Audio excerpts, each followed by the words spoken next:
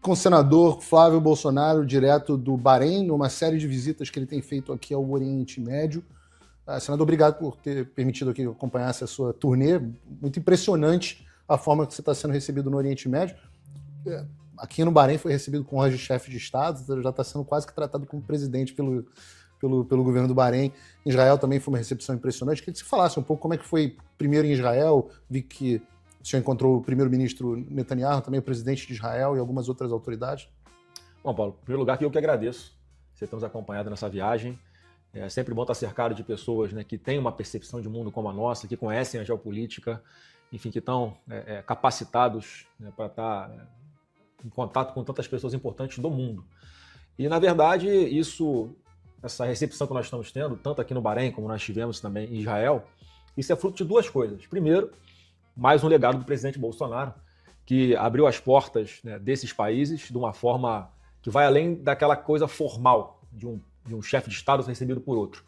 O jeito dele, a equipe que ele trazia junto, isso deixava essas conversas num tom muito mais informal, num tom muito mais leve, e não tenho nenhuma dúvida que isso ajuda a consolidar relações, ainda mais em países como o Bahrein, que aqui é uma monarquia, né, como algo parecido com uma monarquia parlamentarista. Então tem aqui um rei, tem também um parlamento que é em grande parte escolhido pela população em voto direto, algo parecido talvez com o que aconteça na Inglaterra. Então as pessoas olham para mim e enxergam o presidente Bolsonaro, não só pelo sobrenome e pela aparência, mas também pela defesa das mesmas ideias e princípios, né? Esse é um ponto. E outro ponto é que o Lula facilita muito a nossa vida, porque o desastre que está sendo a sua diplomacia e as suas relações internacionais, né, para a tristeza de nós brasileiros, que isso afasta investimentos, mas o Lula conseguiu a proeza de desagradar a comunidade judaica e a comunidade árabe, pela sua postura antissemita, de dar suporte,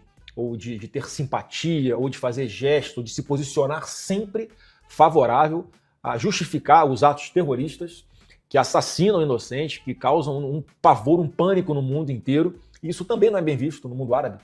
Muitas pessoas têm a falsa percepção de que aqui na região do Oriente Médio, especificamente, os países dão suporte a esse tipo de organização terrorista. Pelo contrário, não dão. E nós temos aqui um exemplo no Bahrein de um país sério, de pessoas que pensam sempre no que é melhor para o seu país, de construir relações internacionais sólidas e duradouras. Então, fico muito feliz mesmo com a forma como a gente está sendo recebido. É uma grande honra para mim dar continuidade a essas relações que foram abertas pelo presidente Bolsonaro, com o apoio e o suporte do meu irmão, o deputado Eduardo Bolsonaro, que muitas pessoas desdenham do trabalho que ele faz, mas qualquer pessoa que estivesse nos acompanhando, como você está aqui e tantas outras que estão na nossa comitiva, como o deputado Paulo Bilinski e o deputado Rodrigo Valadares, do Sergipe, eles veem a forma como o Eduardo trata com essas lideranças mundiais, como foi com o primeiro-ministro Benjamin Netanyahu, como está sendo aqui com os sheiks príncipes do Bahrein, e como vai ser também, logo na sequência, que nós vamos para Abu Dhabi. Então, e isso me impressionou muito. Assim, o senhor é candidato à presidência da República no Brasil, pré-candidato pela legislação do Brasil. Não estou na jurisdição deles, mas vou respeitar aqui a nomenclatura. Pré-candidato a presidente para o Brasil, senador, claro, mas tem sido recebido de uma forma impressionante e pelas maiores autoridades do país, né? Estamos falando em Israel, que é um país onde o Lula é persona não grata, como o senhor bem disse no seu discurso. Foi recebido pelo primeiro-ministro, pelo presidente, aqui também recebido pelo Crown Prince, né, que eles chamam o príncipe regente, príncipe herdeiro, e outros, os irmãos da família Khalifa aqui, né, que comanda, Al-Khalifa, que comanda aqui o Bahrein. O que você atribui isso, essa relação, essa rede de relacionamento, que eu acho que nenhum outro político brasileiro teria capacidade, nem o próprio Lula teria capacidade de organizar uma visita dessas? Primeiro, uma relação de confiança construída ao longo dos últimos 7, 8 anos pelo Eduardo Bolsonaro. Mais uma vez, o presidente Bolsonaro, a forma como ele tratava sempre aqui essas relações de forma bastante séria, mas principalmente porque há um interesse recíproco entre os países. Vamos tratar aqui, por exemplo, do Bahrein. Aqui a preocupação deles é sempre a segurança alimentar. O Brasil é o maior produtor de alimentos do mundo. O nosso agro, que é um orgulho nacional, produz comida para mais de 1 bilhão de pessoas pelo mundo. E muitas vezes a comida produzida no Brasil tem dificuldade de chegar aqui no Oriente Médio por falta de infraestrutura, por tarifas elevadas, por burocracia. E é uma coisa que eles aqui no Oriente Médio podem ajudar muito o nosso país, o Brasil. Por quê? Se você pegar as nossas ferrovias brasileiras. Nós temos basicamente um escoamento de toda a nossa produção para o litoral, mas não há uma interconexão região centro-oeste com os portos da região norte e nordeste de uma forma direta. Temos os projetos para isso, mas é uma coisa que interessa ao Oriente Médio, porque o presidente Bolsonaro inovou mais uma vez ao permitir a possibilidade de que projetos possam ser passados para a iniciativa privada pelo modelo de autorização. Portanto, como é que funciona isso de uma forma bastante simplificada?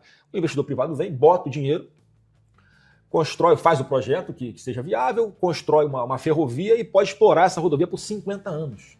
Então é algo que eles podem investir, que eles vão ter um retorno do investimento deles e vai ser muito estratégico para que a comida chegue até os nossos portos no Brasil de uma forma mais rápida, de uma forma mais barata, com menos desperdício e, portanto, eles garantam aqui a segurança alimentar deles, que muitas vezes, em função dos conflitos que existem aqui com alguma frequência nessa região, eles acabam sempre preocupados com o risco do abastecimento de alimentos ser interrompido.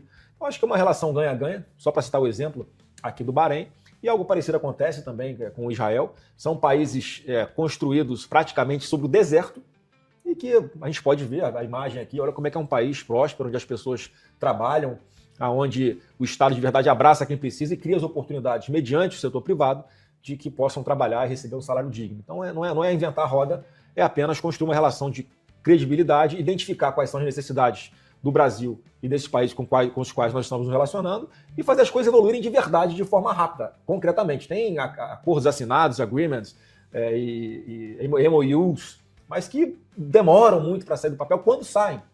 Então, acho que essa mentalidade, sim, do setor privado nessa questão das relações internacionais seria bastante útil para todos nós. É o que nós vamos fazer no Brasil, se Deus quiser, a partir de 2027. Eu tenho acompanhado algumas das conversas e tenho visto exatamente isso, a preocupação deles com o que o Brasil pode agregar a eles e o que eles podem agregar no Brasil. Agora aqui, aqui no Bahrein, que é um hub financeiro aqui da região do Golfo, depois vamos seguir para os Emirados Árabes Unidos, tem agenda também na Europa, em seguida eu sei que um pouco depois tem agendas também nos Estados Unidos.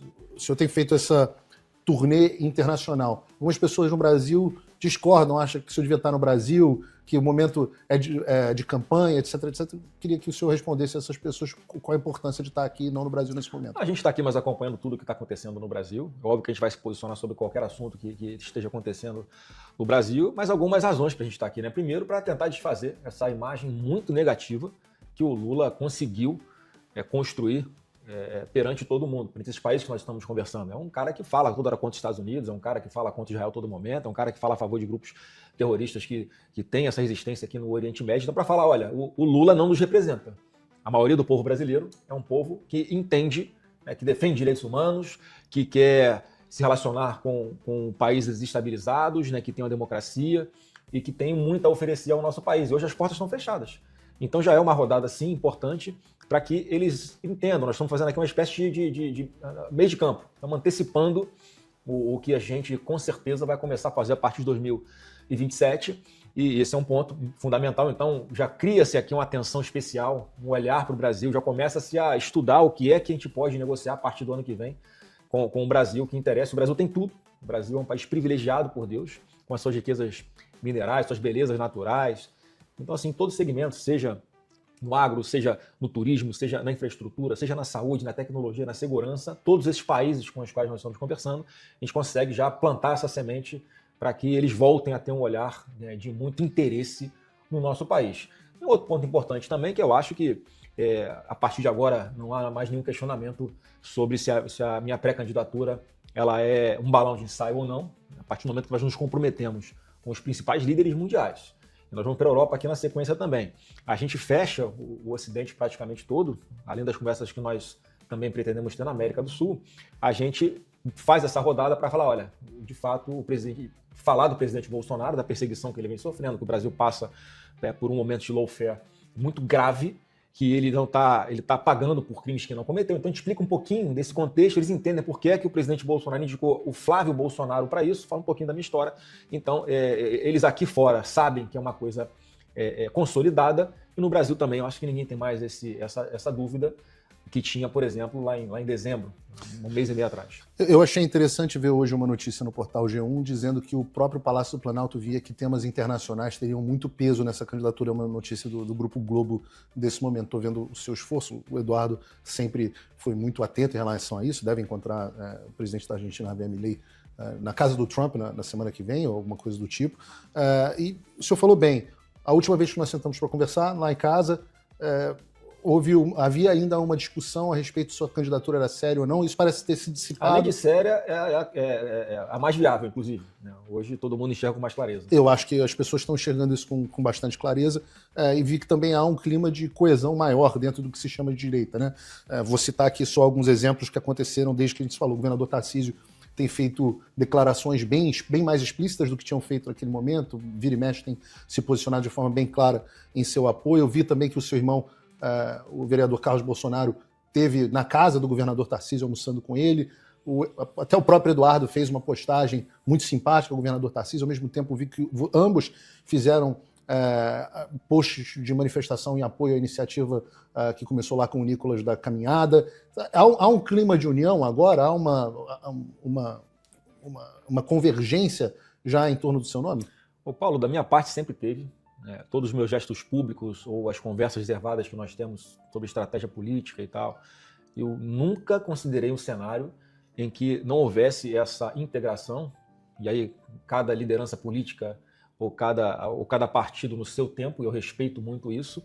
Eu nunca tive dúvida que a gente ia caminhar junto, e assim, é aquela analogia do caminhão com a caçamba cheia de melão. A gente vai andando e os melões vão se acomodando, e é isso que está acontecendo. Então o Tarcísio talvez seja ali a maior revelação política nos últimos anos, uma pessoa que é do grupo do Bolsonaro. Eu brinco, nessa da costela do presidente Bolsonaro, porque como é que foi isso? Ele enxergou no perfil do Tarcísio, que é uma pessoa séria, esse gestor competente, inteligente, que é a cara do que o eleitor de São Paulo, historicamente, escolhe para governar aquele estado. Então, um carioca, flamenguista... Tem esse problema, né? É um problema sério. Vamos falar aqui sobre esse anel. Esse anel do Vasco. Então, assim, o Tarcísio aceitou essa missão, porque foi uma missão. Eu converso muito com o Tarcísio, considero ele um amigo de verdade, e ele fala: Flávio, eu tinha proposta para ganhar algumas dezenas de milhões de reais na iniciativa privada, se eu não fosse para a política. E é verdade. Então ele foi para uma missão, sim uma dedicação pessoal, um desgaste para sua família também, porque quem quer trabalhar sério na política, isso acontece, é muita cobrança, você não tem privacidade, enfim, tudo que você faz, você respirou mais fundo, tem matéria no jornal falando alguma coisa.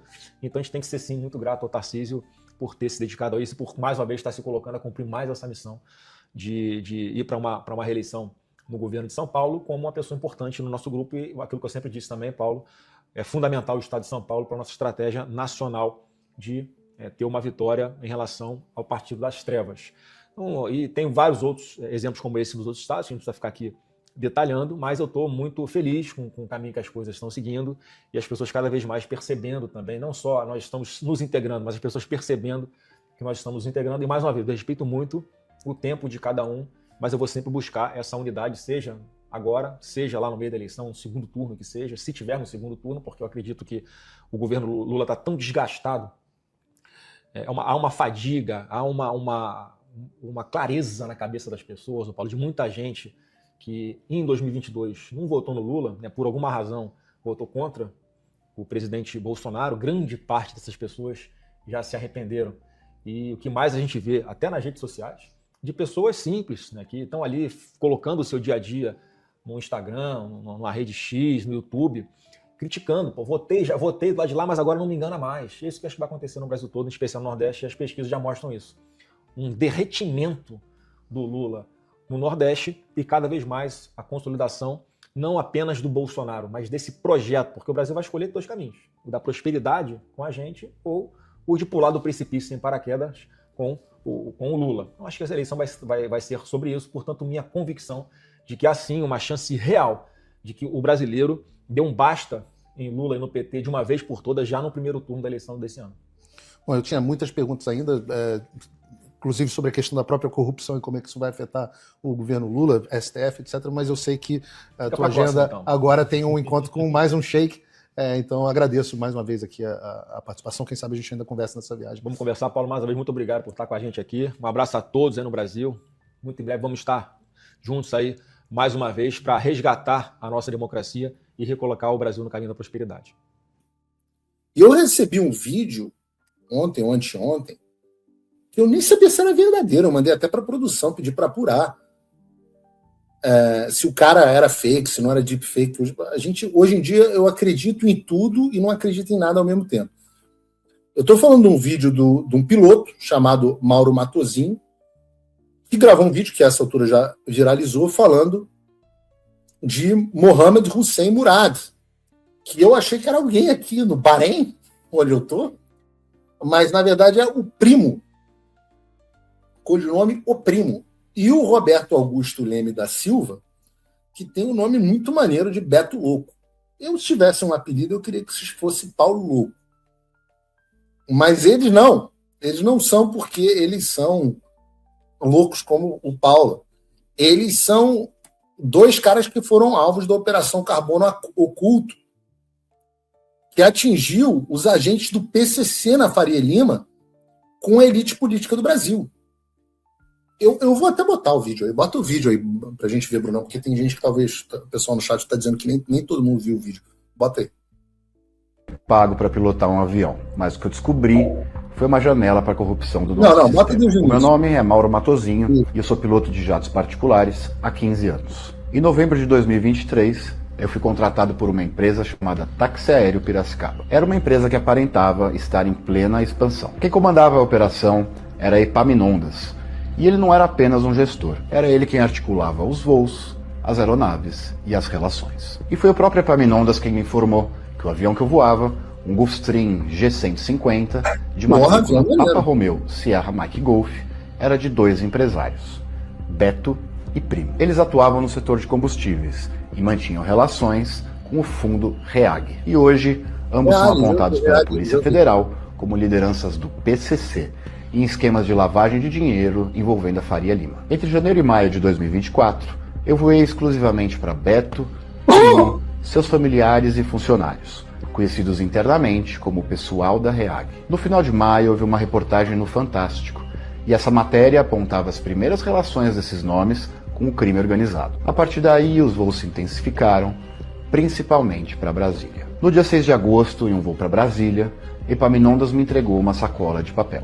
Ele disse que eu precisava ter cuidado, porque ali continha grana. Essa sacola saiu de São Paulo, mas não retornou. Segundo conversas entre Beto e o pessoal da REAG, o destino seria o senador Ciro Nogueira. No dia 20 de agosto, outro voo para Brasília, outro encontro de Beto, dessa vez com o senador Davi Alcolumbre. E eles retornaram da reunião apenas de madrugada. Em setembro do mesmo...